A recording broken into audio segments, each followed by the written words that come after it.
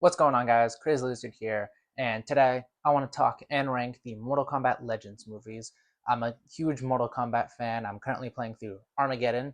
I'm going to make a video about the 3D era of Mortal Kombat, so be tuned for that when it comes out. But yeah, Mortal Kombat Legends. There's four animated movies. They came out from 2020 to 2023, and they're leaving HBO Max soon, so I finally gave them a watch. I was putting it off, and I resubscribed for Lanterns, and I was like, oh, I see they're leaving now, so this is a great time to watch it. So I've seen all four of them now, and I'm gonna rank them as I said. So starting with the first one that came out in 2020, Mortal Kombat Legends: Scorpion's Revenge. I think it's a good movie, but I think there's no reason to not or to watch this one when the 1995 movie exists. I think because I think it does everything about in that movie better at introducing what Mortal Kombat is, these characters, relationships, all the dynamics, and just like what Scorpion's Revenge does best is Scorpion. Those added parts of his family getting killed, of him, his whole moment with Quan Chi revealing that it was actually him who killed Scorpion's family, not Bihan after he just killed Bihan, and the whole final fight with Quan Chi. All of those moments were really good. I liked them a lot, but the rest of the movie, the first tournament, I just found to be a bit lackluster because watching it, I'm like, okay, so they're really like this is really just like the 1995 movie, but less because it doesn't really introduce things in a way we we don't get introduction to Sonya and Kano's relationship, why she doesn't why she hates Kano, why she's chasing after him. We don't get backstory on oh, Jax is there too. He apparently went after Kano and then gets captured. We don't get the backstory on that. It just and also Kitana's just kind of there, and we don't get an introduction on who she is, and barely get an introduction on her relationship with Liu Kang. So I think everything about the first tournament. It just watched the 1995 movie. This one isn't bad, but just in comparison, I don't think it's as enjoyable. So I'm gonna put this movie at number three. I think it's still I think if you're a Mortal Kombat fan, you're gonna like it. You're gonna get an enjoyment out of it because I certainly got some enjoyment out of it. But as I said, 1995 movie is far superior. But the next one was Mortal Kombat Legends: Battle of the Realms, continuing off with Scorpion's Revenge left off with Shao Kahn invading Earthrealm, invading the realms, and it starts off with there's a giant fight, a giant war between Shao Kahn's forces of Outworld forces and Earthrealm's forces, and then it leads to them stopping the fighting and saying, well, hey, why don't we do one final Mortal Kombat tournament? And then now it's a tournament movie. Now we're getting into the tournament stuff, but also, this is all happening. Scorpion.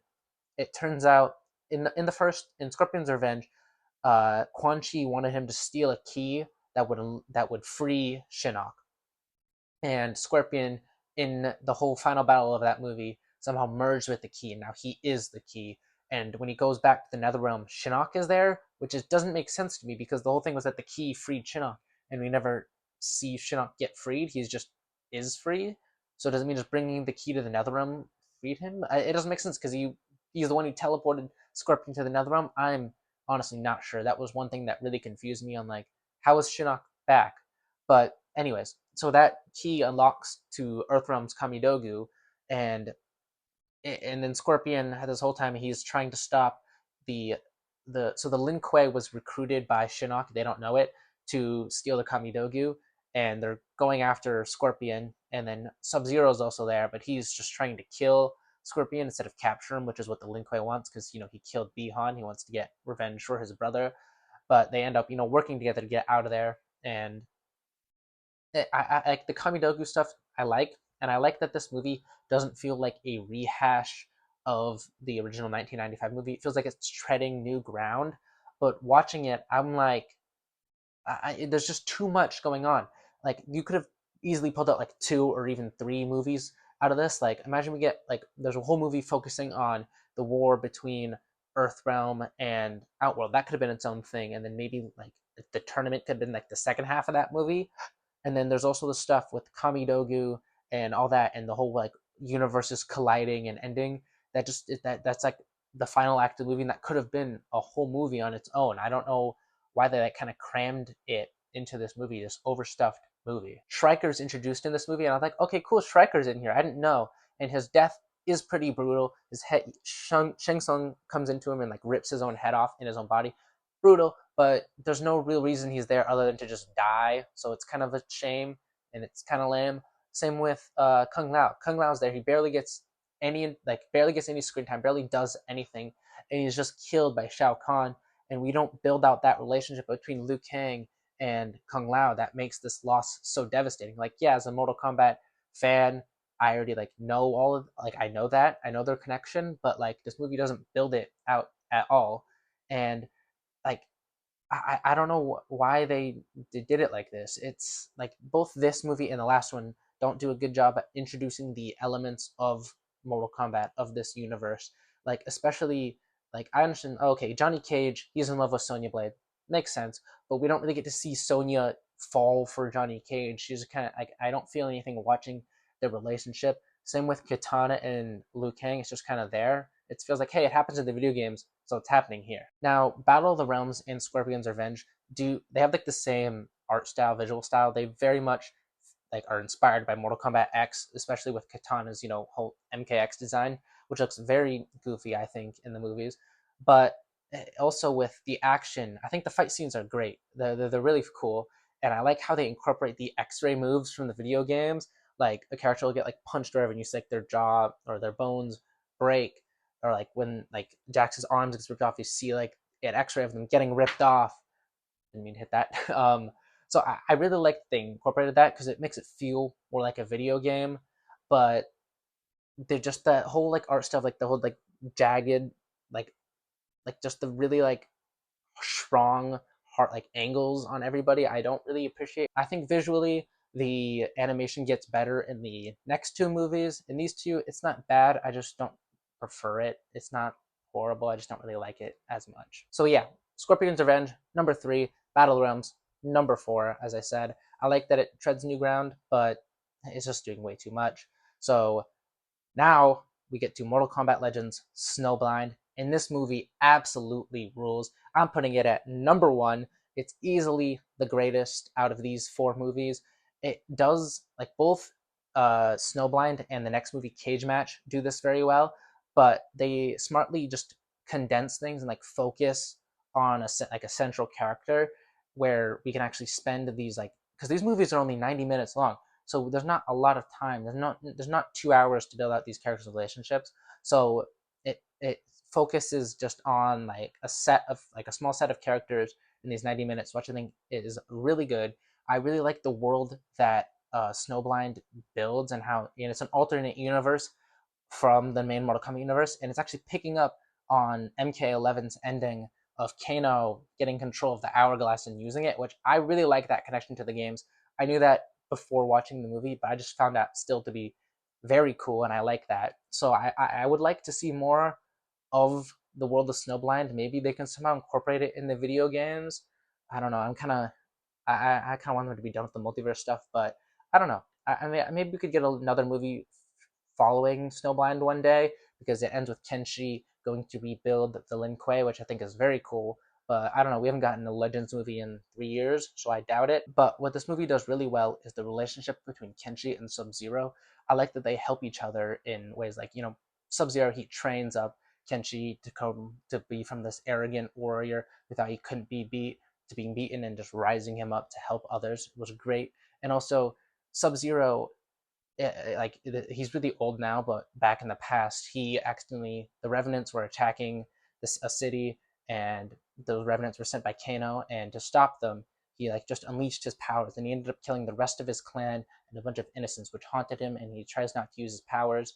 He doesn't use them until the very end of the movie. So I just like that Kenshi brings out that hero inside of Sub Zero that had been gone for so long, and actually, helps people again. I thought the relationship to be very great, just so good. So it's just very compelling, and I really like this version of these two characters. And as I said, I'd like to see them again. I doubt it, but Kano was also a great villain in this movie. They did a good job at setting up his powers and hinting at like, oh, he definitely has some sort of control over this world. Then you find out he has Chronika's hourglass. Very cool. So as I said, number one movie. It's so good, highly recommend it. And number two is Cage Match. As I said, like Snowblind, it does the smart move of just focusing on one character, Johnny Cage. And throughout those first two movies, I didn't really like Joel McHale's voice for Johnny Cage. I thought it was all right, but this movie actually made me like it a lot more. And I like seeing the flashbacks of Johnny Cage as a young boy, and then seeing the bullying he went through and becoming really good at martial arts. I really like that this movie embraced kind of like the little bit of the campiness of it because it's also set in the 80s. And one thing that like makes me interested though is like so Johnny Cage does all this and he goes through this whole movie fighting demons, seeing fighting Shinnok, and then it's like in Scorpion's Revenge, he thinks it's not real the whole time. So why, if he went through this, why wouldn't he think that what's going on in the first tournament isn't real? I don't know. It's probably just something they didn't really think about when making that first movie. Of course, it's not a huge deal, but it's something I thought about. It's also like at the end of the movie, Johnny Cage uses his green powers, and he's like, "Oh, what is that?" I don't know, but then like in Battle of the Realms, he used it, and they don't say anything about it. The visual style in Cage Match and Snowblind are different from the first two. It's like not as sharp angles, which I really appreciate, and I like it a lot more.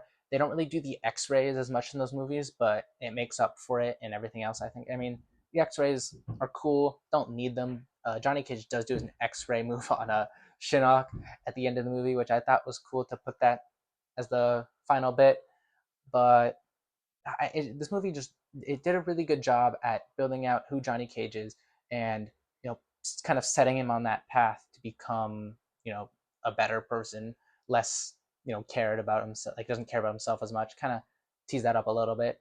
I just really like how this movie incorporated Ashra and all the other demon sisters like Serena, Kia, I think Jakarta or Jakarta, I think was their name.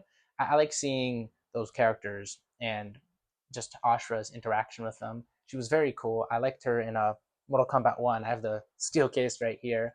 Yeah, so this movie, all these Mortal Kombat Legends movies, I think are a good time if you're a Mortal Kombat fan. But I highly recommend Snowblind and Cage Match. Those are the top two. Scorpion's Revenge, and then Battle of the Realms. None of them are outright horrible, I would say. Maybe you could argue Battle of the Realms, depending on how bad, how like you watch it and think of just how horrible the structure is, the pacing, and just how it's doing too much. But I don't think it was horrible. As I said, I like that it treaded new ground.